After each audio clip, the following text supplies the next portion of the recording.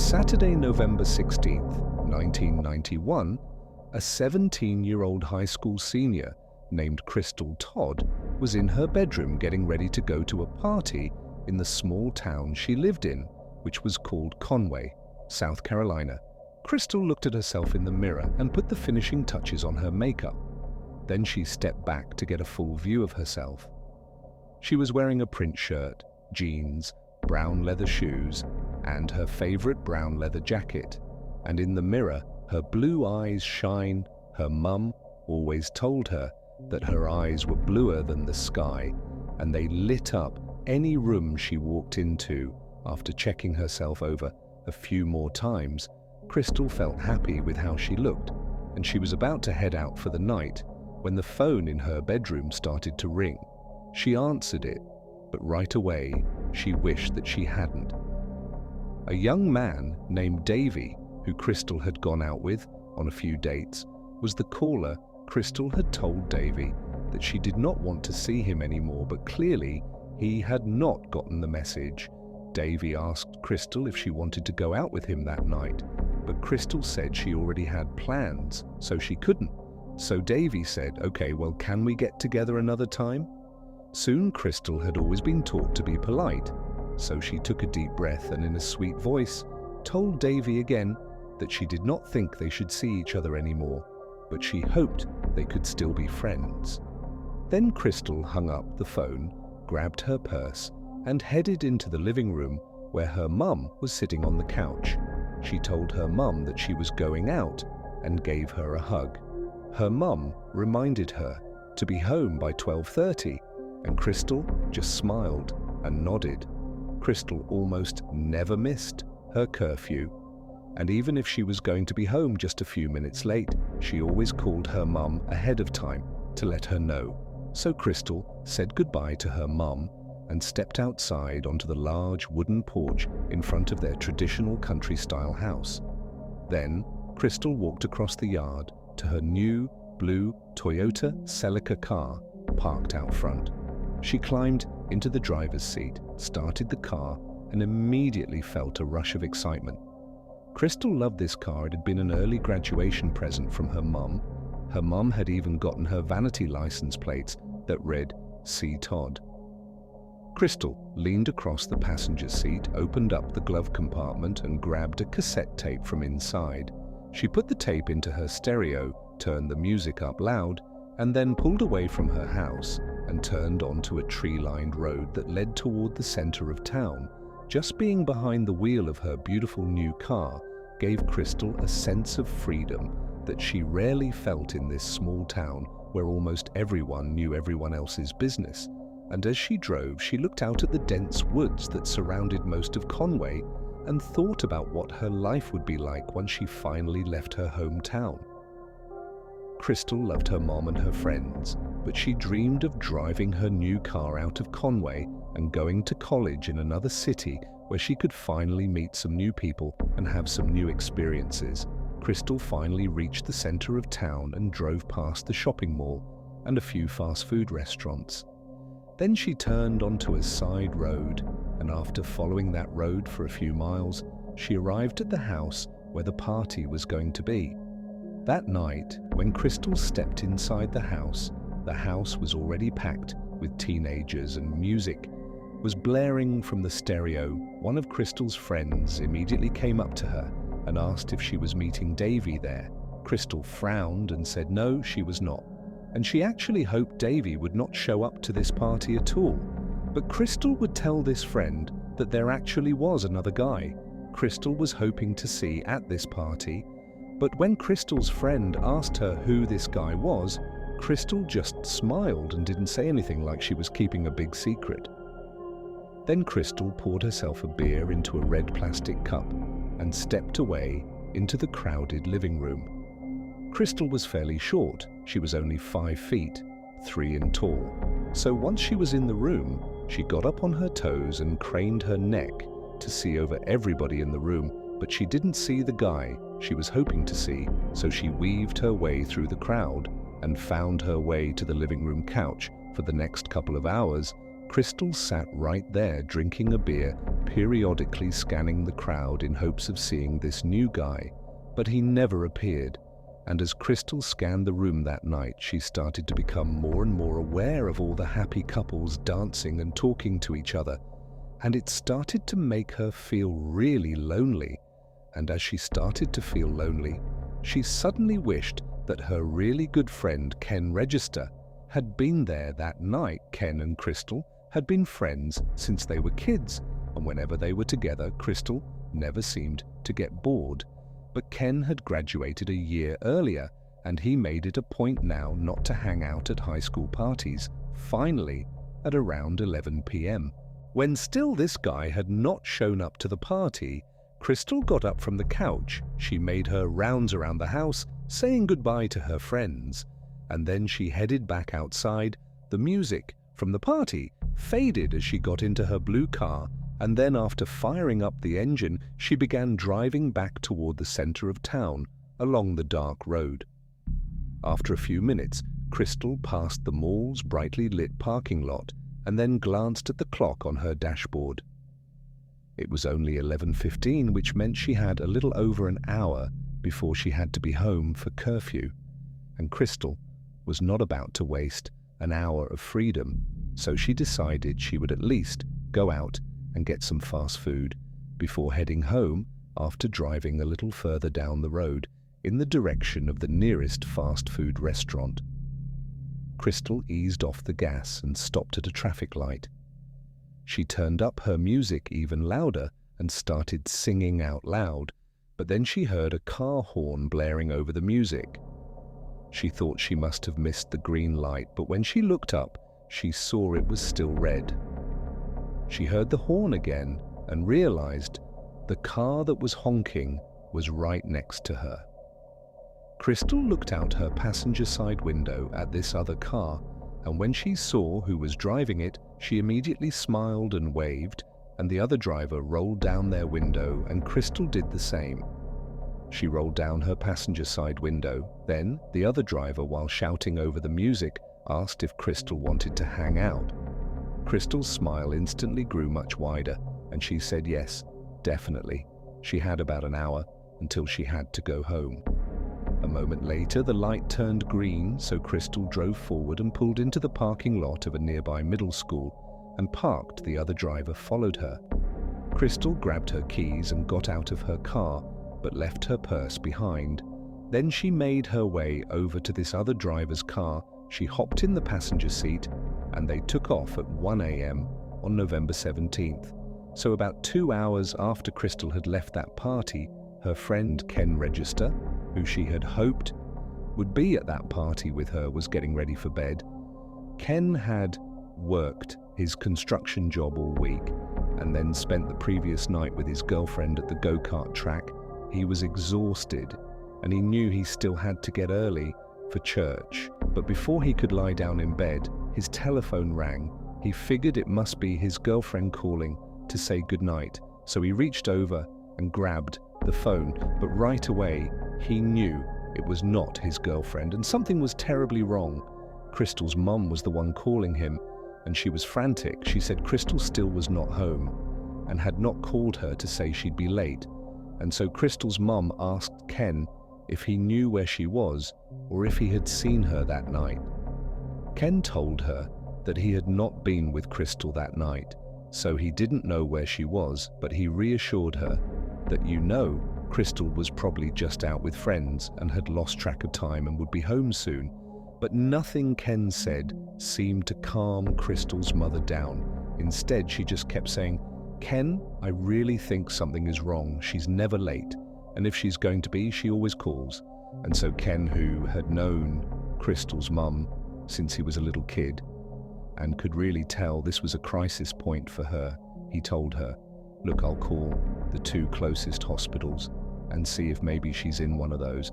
And so Crystal's mum thanked Ken, and he told her he would call her right back after he called the hospitals. After Ken hung up with Crystal's mum, he would call both hospitals, but neither had any records of Crystal ever having come in that night. So Ken called Crystal's mom back and gave her the news but he told her again that, Crystal was fine. She'd likely just lost track of time, or maybe she got sucked into dropping someone off who lived far away. But don't worry, she'll be home, everything's fine. Crystal's mom was not buying it, but she did say to Ken that while he was calling the hospitals, she had called the police. And they too told her that this did not seem like a big deal, and that likely Crystal would be home soon. Ken felt terrible for Crystal's mum, but there really wasn't much else he could do. And so eventually they both just said, okay, we'll be in touch if we hear from Crystal. And then they hung up. And a little while later, Ken was asleep at around 9 a.m. 8 hours after Crystal's mom had called Ken, two brothers in their 20s were driving down a road in Conway in their pickup truck. The older of the two was driving while the younger brother was scanning the woods. Outside, he was looking for a good spot to start their deer hunt for the day. And just then, the younger brother said he saw something. So the older brother, who was driving, pulled over to the side of the road and parked. And then after they both got out, the older brother expected the younger brother to head towards the woods to show him what he saw. But instead, the younger brother walked ahead in the middle of the road and stopped over this big stain on the ground. And when the older brother walked up next to him, they both looked down and they could see clearly it was a huge pool of dried blood. In fact, there was so much blood on the concrete that the brothers thought maybe some big wild predator must have attacked a deer in the area, and they both worried that maybe this wild predator was still close by. But then the younger brother pointed to a trail of blood that led from the road to a nearby ditch about 10 feet away. The men looked at each other and then followed the blood trail, and when they got to the other side of the road and looked down into this ditch that was about 5 feet deep, what they saw at the bottom stunned them both into silence. Finally, the older brother snapped out of his daze and started running back towards the truck, and his younger brother followed him. The two of them climbed into the truck, and before long, they were peeling out of there, speeding down the road as fast as they could to alert the police a little after 10 a.m. So about an hour after those brothers made a 911 call, Detective Bill Knowles of the Harry County Police parked his car on the side of the road near the woods and stared out his window at the other police officers who were gathered around the ditch on the opposite side of the road where the brothers had made their ghastly discovery. NL stepped out of his car and stretched. It was sunny and very mild that morning. Then, as soon as he was out of his car, one of the officers spotted him and waved him over to the ditch. Knowles walked slowly across the road, staring down at the massive trail of dried blood. Then he reached the officer and looked down into the ditch below. Knowles' breath caught in his chest and a look of complete shock crossed his face. He had known he was coming to investigate a murder, but the brutality that had been inflicted on the victim he was now staring at was beyond anything he'd seen before. The victim had suffered multiple stab wounds, and whoever killed this person had been filled with a level of rage that Knowles could barely comprehend. Knowles asked the other officers at the scene if they had any details about who the victim was, but they told him that they hadn't located any identification or any vehicle nearby that might help them determine who this person was. So Knowles climbed into the ditch. He crouched down closer to the body and began inspecting them. He saw there was a gold high school ring on the victim's right hand, so he asked one of the officers to take the ring off. The off officer slipped on a pair of gloves and gently removed the ring. Then he held the ring up so he and Knowles could get a better look, and in the sunlight they could read the engraving on the inside of the ring. Clearly it said Crystal taught Knowles had children of his own, and so seeing this young woman whose life had been stolen from her really hit him hard. And so right there in the ditch, he leaned over Crystal's body and he quietly promised her he would find whoever had done this and he would bring them to justice. Then Knowles climbed out of the ditch and walked back towards his car. Officers would stay back at the scene to collect blood samples from the victim and from the road, and those samples would be passed on to forensics labs in the area to be tested.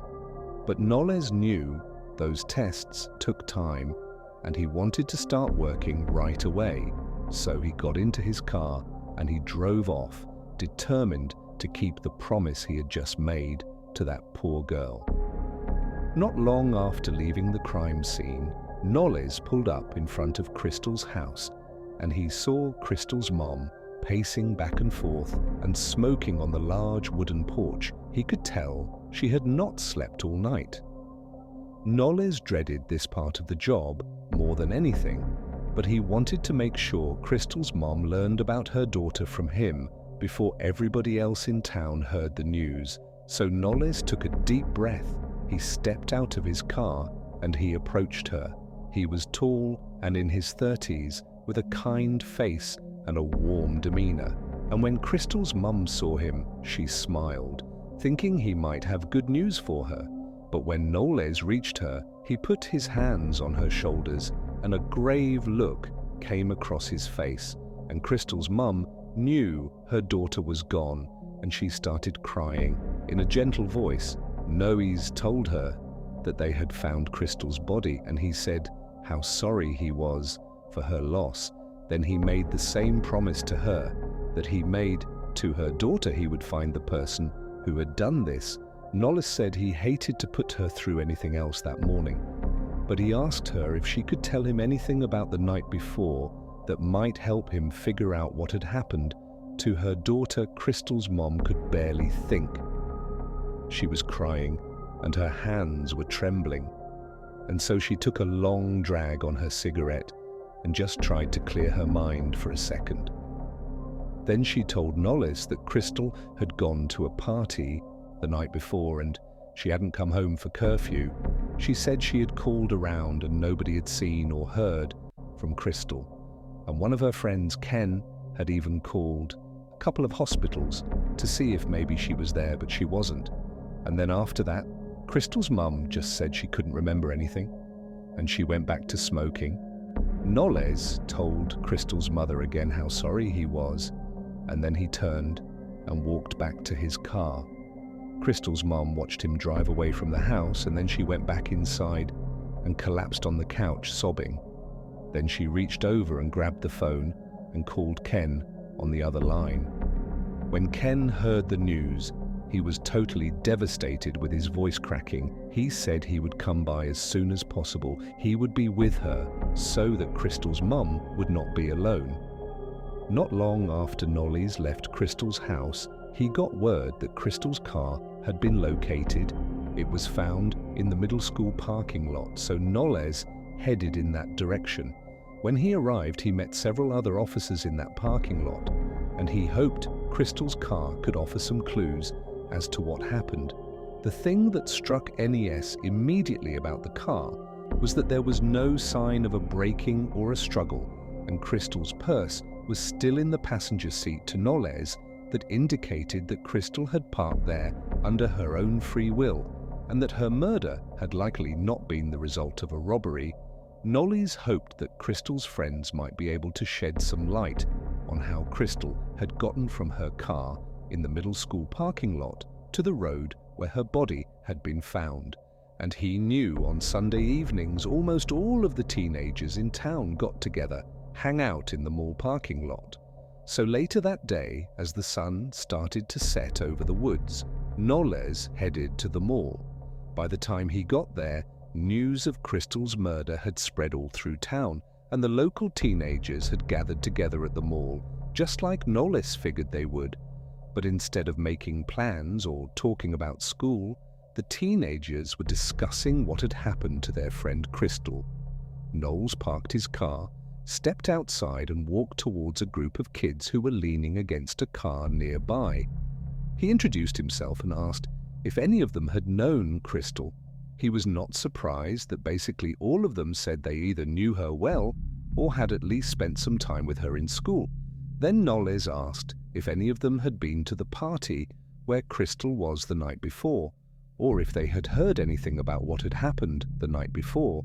One of the young women nearby chimed in and said that she heard that Crystal had been murdered as part of a satanic ritual. Knowles sighed and shook his head. The last thing he needed was some crazy rumor about Satanists spreading through town.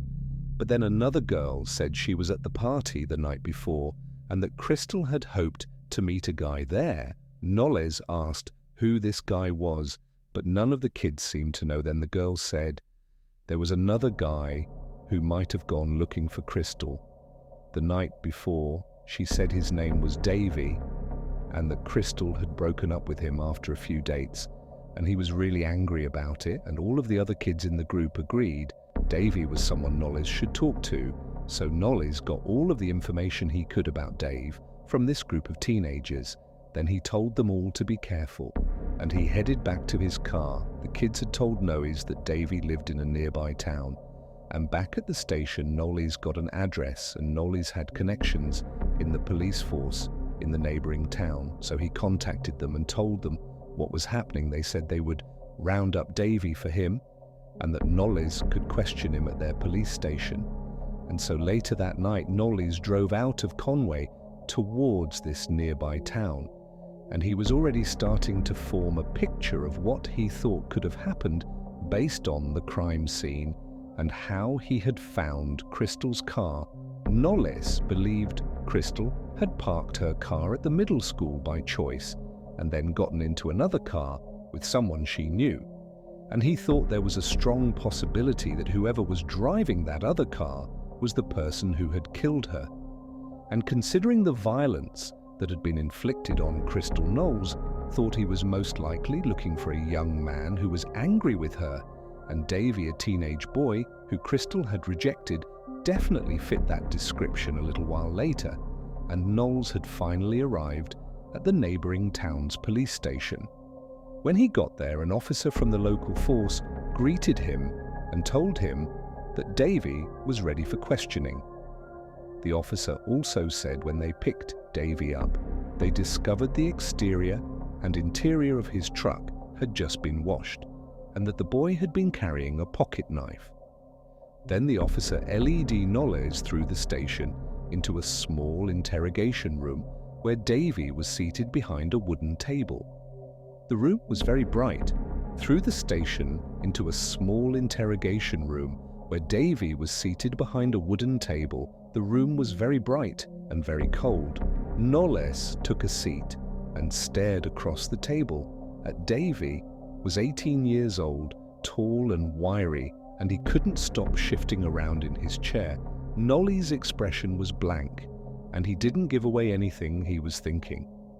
Then in a calm voice he asked if Davey had killed Crystal. Davey shifted more in his chair and tapped his foot on the ground. He didn't look up at Knowles, but he said he had nothing to do with any crime. He said he'd called Crystal the day before to see if she wanted to go out with him, but she had said she already had plans. Not totally buying his answer, Knowles pushed a little more and asked if Davey made a habit of washing his truck on Sunday evenings. Then for the first time, Davey looked Knowles in the eye. He smiled at the detective and said keeping his vehicle clean was very important to him. Knowles smiled back at him, at which point Davey looked back down at the floor. Then Davey cleared his throat and said again that he had not seen Crystal the night before, and he hadn't even been in Conway. Knowles leaned forward across the table and asked if anybody could back up his story, and Davey said some friends had been with him. So yes, Davey fit Knowles' idea of the potential killer, but Knowles knew he still had to gather more information before he could determine Davey's guilt or innocence. The kid had been a little smug about cleaning his truck, but a lot of young men in the area went out of their way to keep their trucks looking really good, and Knowles knew a knife was most likely the murder weapon. But Davey carrying a pocket knife on him was not out of the ordinary, because it was a pretty common practice amongst hunters and hikers in the area. So Knowles told Davey not to leave town, and that police would be in touch if they needed more information. Then he walked out of the interrogation room, thanked the officers at the station for helping him, and headed back outside to his car. It had only been about 12 hours since Crystal's body had been discovered. But Knowles already felt like he was running out of time. He knew that the murder of a popular high school student could send panic through a small town like Conway, so he wanted to close the case as fast as possible and reassure everyone that their families were safe. But over the next several days, Noe's questioned all of Davey's friends, and they all corroborated his story that he had not seen Crystal or Ben in Conway on the night of her murder. And so Noe started to feel like his chance to close this case quickly was slipping away. A week went by with no new leads in the investigation. And now Knowles found himself standing outside in a huge crowd of people gathered in the church cemetery who were desperate for answers. Over 1,000 people were there to attend Crystal's funeral, including almost every teenager who went to school with her. Knowles could hear crying throughout the crowd as the minister said his final prayer. Knowles and members of his team had come to the funeral to see if anything or anyone might stand out and offer them any sort of clue. But as Knowles watched Crystal's friends and family walk by her coffin to say their final goodbye, all he saw was a town, and mourning Crystal's death had affected everyone, and he knew her murder would stay with this community for decades to come. By the time Knowles left, he knew the funeral hadn't given him any new information to go on. In fact, it had just made it clear how difficult his job would be in a town like Conway, where everybody seemed to know Crystal. The list of potential suspects was almost endless. So not long after the funeral, Knowles reached out to state law enforcement and forensics experts in South Carolina for help. And together they came up with a plan to narrow down N's search. They decided they would use DNA testing. DNA testing is an investigative technique that uses biological evidence found at the crime scene or on a victim to connect a suspect to the crime or to rule out a potential suspect. At the time of Crystal's death, DNA testing was still a relatively new technique, and it hadn't been used yet to solve a murder case in the state of South Carolina. But Knowles wanted to use all of the tools available to him, so the police and Conway made a public announcement that they needed male volunteers to submit samples for DNA testing. Police said these samples would help them eliminate suspects and enable them to narrow down their search for Crystal's killer. Knowles hoped at least a few of Crystal's male classmates who'd been at the party with her would volunteer, but he was astonished when over 50 men in the community quickly agreed to provide DNA samples in the hope it would help the investigation. The DNA testing would be handled by the state, and Knowles was informed it could take months before they had all of the results.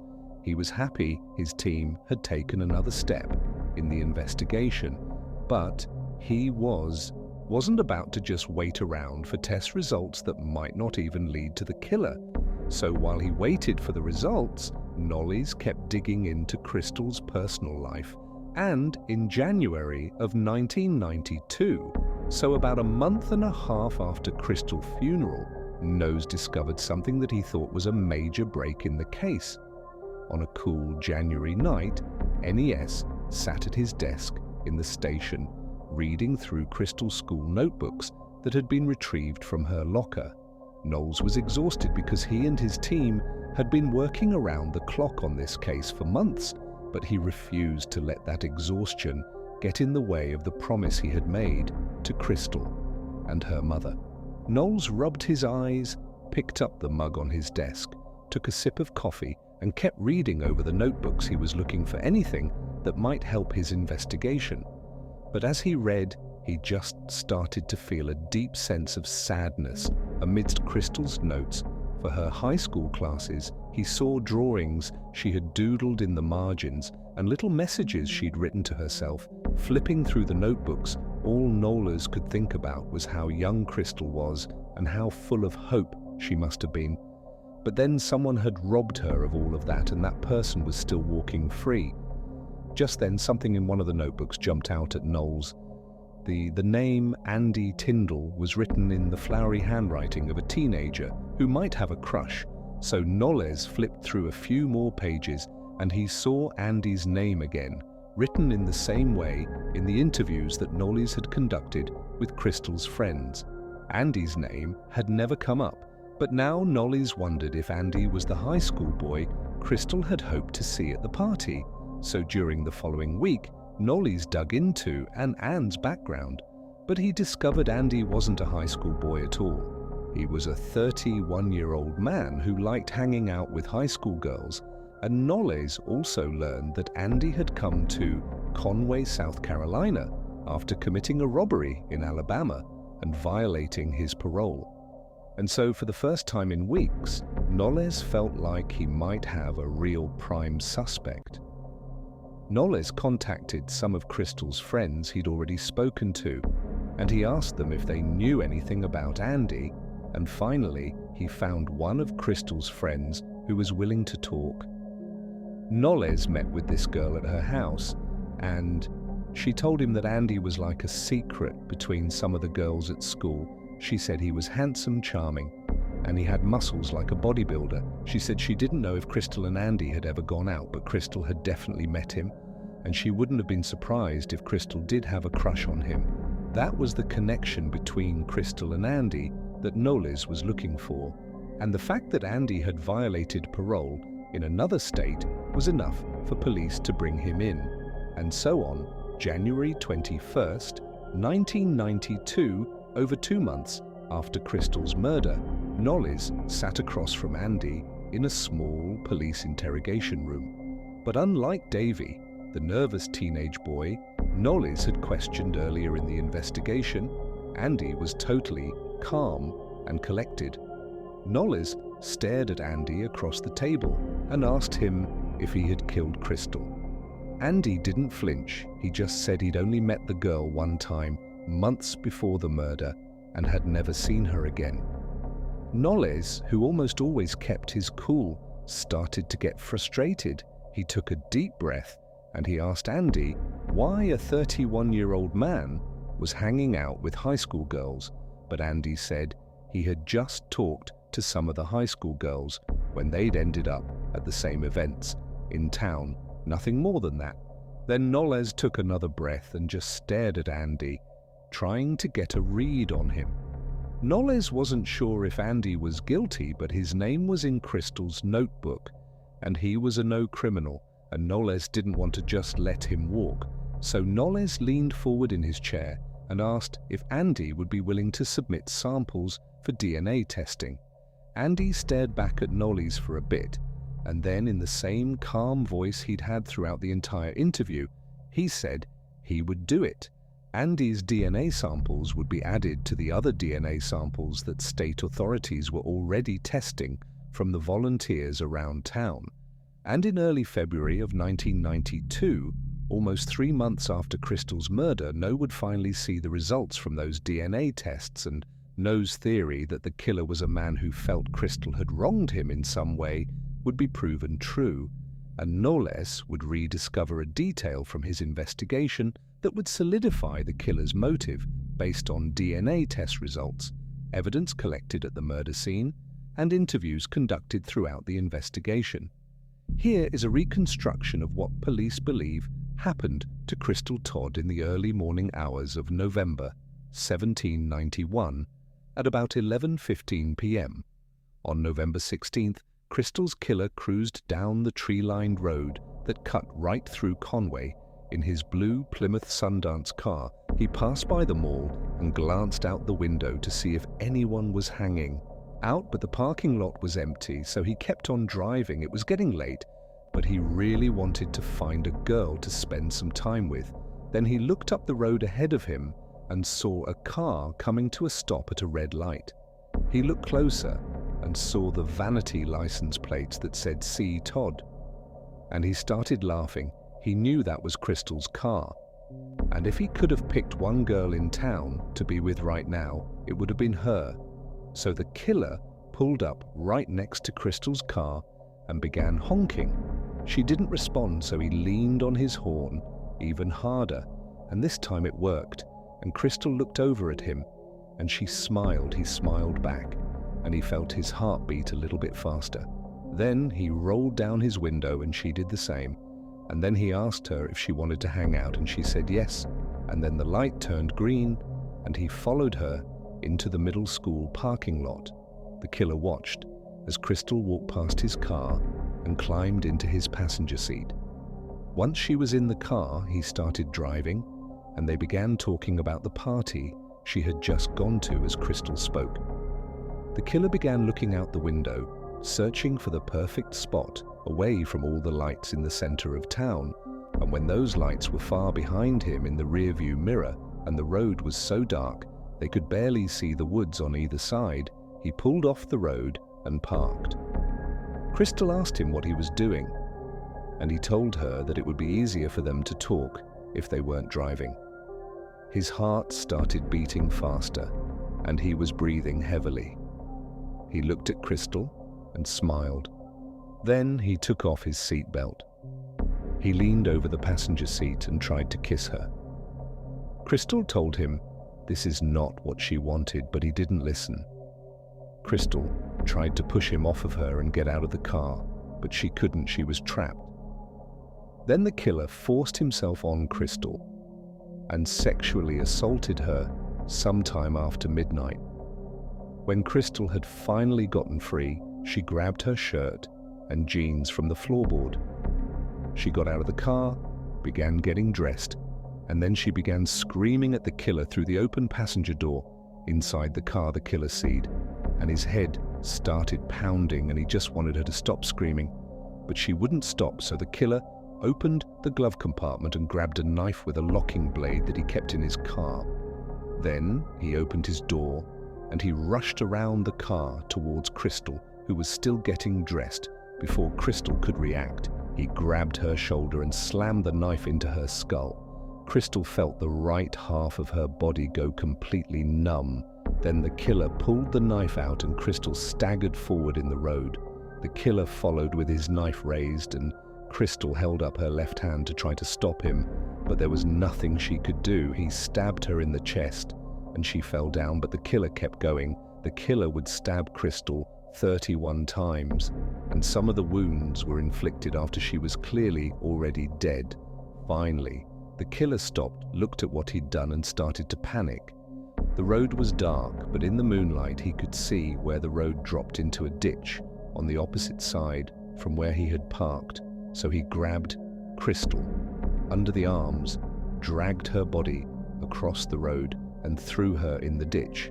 Then he ran back to his car, slammed the door and sped off down the road. And he didn't stop until he parked in front of his house. Before he got out, he looked over the car to see if there was anything Crystal had left behind, and he saw her keys on the floorboard of the passenger seat. He grabbed our keys, got out of the car and ran across the porch to the front door. His hand was shaking and his house key rattled the doorknob as he unlocked the door. Once he was inside, he ran to his room and he hid Crystal's keys in a drawer. And when he looked down at his hands, he finally realized he was covered in blood. So he stripped down, ran to the bathroom and took a shower. Afterwards, his hands were still trembling, but he was breathing a little easier. So he walked back to his bedroom and got dressed for bed. But before he could lie down, the phone rang. He figured it was his girlfriend calling to say goodnight. So he grabbed the phone, but when he answered, it was not his girlfriend. It was Crystal's mother, who was frantic because her daughter had not come home. Ken Register, who was one of Crystal's best friends since childhood, who was a PA bearer at Crystal's funeral, and who was the person who had comforted Crystal's mother after she found out her daughter had been killed, had been the one who murdered Crystal. It would turn out that Ken fit the description. Dessen of the killer Knowles had first imagined a young man who knew Crystal and who believed he had some reason to be angry with her.